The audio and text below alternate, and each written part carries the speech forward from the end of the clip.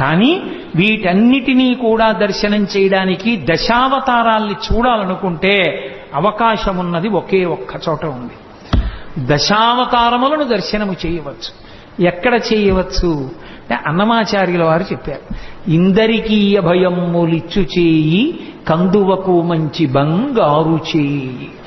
వేదోద్ధారణ మందరాభరణ పృథ్వీధర్మ నిర్మాణ ప్రహ్లాదత్రాణ బలిప్రతారణ నృపాహంకార నిర్వాపన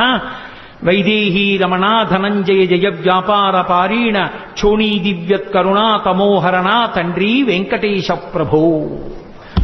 ఆ వెంకటేశ్వర స్వామి వారి దర్శనమే దశావతారముల యొక్క దర్శనం. ఎందుకంటే నకృతం దైవ సంఘైశ్చ నకృతం విశ్వకర్మణ స్వేచ్ఛయా క్రీడతే తత్ర ఇచ్ఛారూపం విరాజిత అని భవిష్యోత్తర పురాణం. ఆయనని దేవతలెవ్వరూ చెక్కలేదు, విశ్వకర్మ చెక్కలేదు, తనంత తానుగా నిలబడినటువంటి మూర్తి. అటువంటి మహానుభావుడు ఏ చేతితో దశావతారాలలో ఉద్ధరించాడో ఆ స్వామి దర్శనమే దశావతార దర్శనము. అందుకే వెంకటాచలం వెళ్ళి చక్కగా స్వామి పుష్కరిణిలో స్నానం చేసి స్వామి పుష్కరిణిలోంచి బయటికి వచ్చి ఒక్కసారి అక్కడ ఉన్నటువంటి శంకరాచార్యుల వారి పాదుకలకి నమస్కరించి అటుగా ఆదివరాహస్వామి కోవిలకి వెడుతున్నప్పుడు ఎడంచేతి పక్కన ఉన్నటువంటి పద్మంలో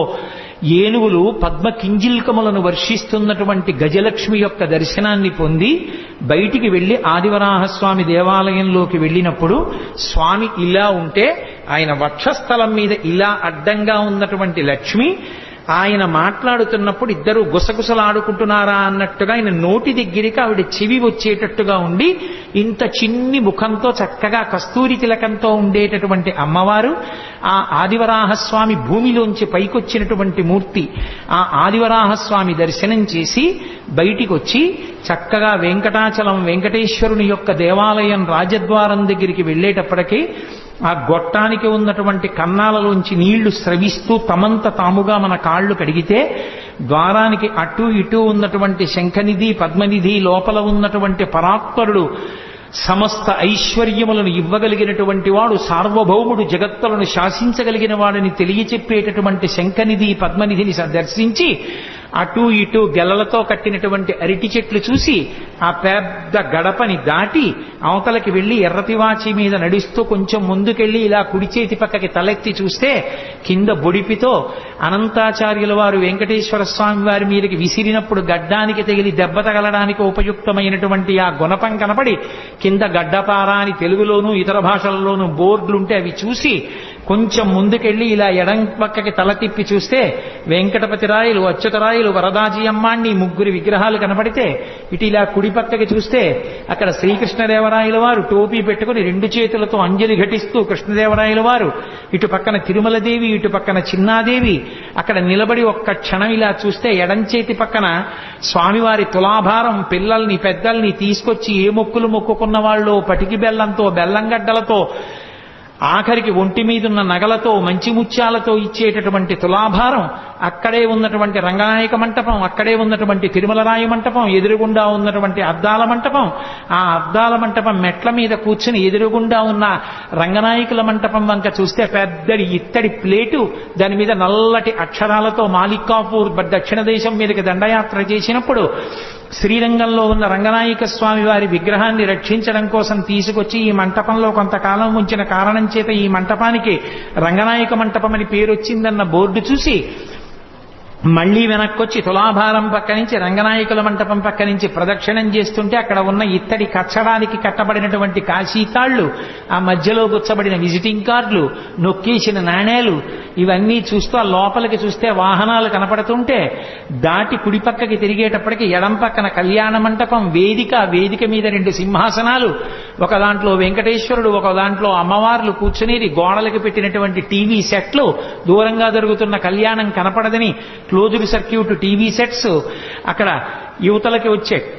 వచ్చేటప్పటికి ఆ పక్కన ఉన్నటువంటి ఒక పెద్ద అరుగు, దానికి అడ్డంగా ఇనప కచ్చడాలు, కొంతమంది కూర్చోడానికి చేసినటువంటి ఆ అవకాశం, ఆ పక్క నుంచి నడిచి వెడుతుంటే పక్కనే ఉన్న పెద్ద తూము పక్కన ఉన్న ఎర్రటి గ్యాస్ గొట్టం, అది కాళ్ళకి తగులుతుంది, యువతల పక్క నుంచి నడవే అని భార్య అని చెప్పి నడుస్తుంటే ఇత్తడివి చట్రాలతో కూడుకుని పిల్లలు ఇలా గిరికీలు వాటిని తిప్పుతుంటే తప్పురా తిప్పకూడదు అంటుంటే కొంచెం వదులుగా ఉన్న వాటిని తిప్పుతుంటే కొంతమంది ఆ మధ్యలోవి పైవి తిప్పుతుంటే గళ్ళు గళ్ళని చప్పుడు చేస్తుంటే గోడ కన్నాల్లో పెట్టిన విజిటింగ్ కార్డులు చూసి ఏమిటో పిచ్చి భక్తి అనుకుంటూ కొంచెం ముందుకెళ్లి కుడి పక్కకి తిరిగేటప్పటికి ధ్వజస్తంభం, దానికి కట్టిన దర్భలు, ఆ ముందు పెట్టినటువంటి 5 బలిహరణ శిలలు, ఆ ఈశాన్యంలో ఉన్నటువంటి క్షేత్రపాలక శిల, ఆ ఎడం పక్కకి తిరిగేటప్పటికి పెద్ద గడప, ఈ మధ్యనే గోడ బాగు చేస్తున్నప్పుడు ఆ గోడలో కనపడినటువంటి దేవతా విగ్రహాలకి అడ్డంగా పెట్టినటువంటి గాజు పేటిక, ఆ పెద్ద గడప దాటి కొంచెం కిందకి దిగి ఇలా పైకి చూసేటప్పటికి దేవాలయం వేరుగా ఉండి నల్లటి ఆకాశం కనపడుతుంటే ఎదురుగుండా రంగనాయక స్వామి వారి మూర్తి ఆ పేటికలో, అద్దాల పేటికలో కనపడితే ఎడం పక్కకి దిగి కొంచెం ఇలా ప్రదక్షిణంగా ముందుకొచ్చి చూస్తే ఆకుపచ్చ పట్టుపంచ కట్టుకుని ఎర్రటి అంచుతో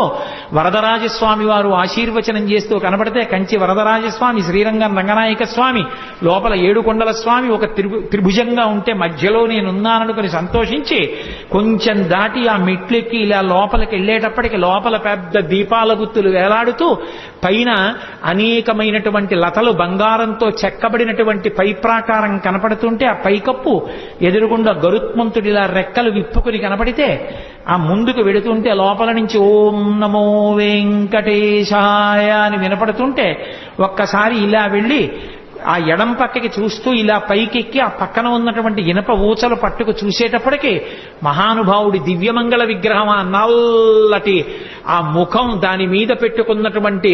నవరత్నాలతో వజ్రవైఢూర్యాలు పొదిగిన పెద్ద కిరీటం, దాని మించి ఉన్న తోమాల మాత్రమే కనబడితే 2 చేతులెత్తి గోవిందా గోవిందా నరుస్తూ అక్కడి నుంచి 4 అడుగులు ముందుకెళ్లి లోపల ఉన్నటువంటి వెండి వాకిలి, ఏకాంత శయనం చేసేటటువంటి మంచం, వాటినన్నింటినీ చూస్తూ దగ్గరకెళ్లి మొదటి గడప కులశేఖరాల్వార్ పడి దగ్గర నిలబడితే స్వామివారి పాదాలు ఆ పైనుంచి ఒక్కసారి చూసేటప్పటికీ ఆ కిరీటం మించి పెద్ద కోమాల, ఆ పక్కన చెవులు, ఆ చెవుల మీద పెట్టినటువంటి ఆ మకర ఆ కుండలాలు, ఆ మకర కుండలాలకి పక్కన మిరిసిపోతున్నటువంటి పెద్ద పెద్ద గండస్థలం చెక్కిళ్ళు, కోటేరు లాంటి ముక్కు, మీరు పట్టి పట్టి చూస్తే సున్నా చుట్టినట్టు చిరునవ్వు నవ్వుతున్నాగా, చురుతవ్వు నవ్వుతున్నాడా అన్నట్టుగా ఉన్న నోరు, పెద్ద పెద్ద ఊర్ధ్వపుండ్రాలు, మహానుభావుడు కంఠం త్రివళులతో ఉండి ఆ మెడలో వేసుకున్నటువంటి సాలగ్రామ మాడలు, విశేషమైనటువంటి పుష్పహారాలు, వక్షస్థలం ఇలా ముందుకు పొడుచుకొచ్చిందా అన్నట్టుగా ఉండి ఇటు అటు స్వర్ణంతో చేసినటువంటి శ్రీదేవి భూదేవి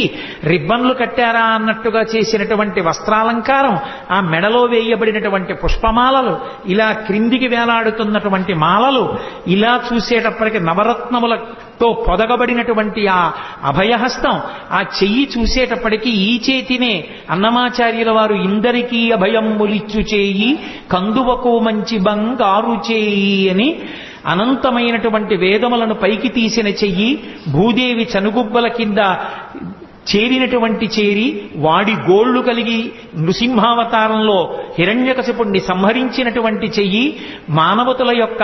శీలములను కొల్లగొట్టిన చెయ్యి, శ్రీకృష్ణ పరమాత్మగా రామచంద్రమూర్తిగా సామ్రాజ్య పరిపాలన చేసిన చెయ్యి, ఆ పరశువుని ధరించినటువంటి చెయ్యి అని ఆ చేతిలోనే దశావతారాల్ని చూపించారని స్మరించి ఆ అభయహస్తాన్ని చూసి ఆ ఎడం చేతి వైపు ఉన్న చెయ్యి నడుం భాగం మీద ఉంటే బలిష్టమైనటువంటి తొడలు చిత్ర విచిత్రంగా కట్టుకున్న పట్టుపంచ అక్కడక్కడ అంటించినట్టుగా కనపడుతుంటే ఆ మోకాళ్ల కింద చిన్న చిన్న